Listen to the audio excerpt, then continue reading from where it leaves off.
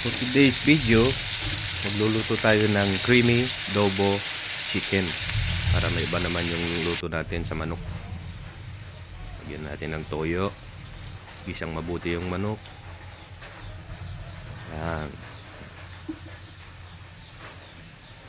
Takpan lang yan, lagyan ng paminta, lagyan ng konting Knorr original liquid seasoning, baka naman. Yan. Takpan lang 15 minutes. Lagay na natin yung mga patatas, carrots. Yan. Saka ilagay na natin ang all-purpose cream. Sorry.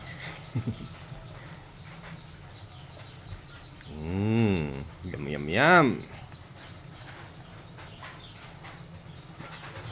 Yan.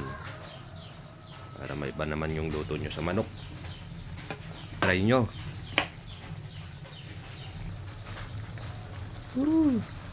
Yan ang kalalabasan. Ubos ang kaldero nito. Thank you.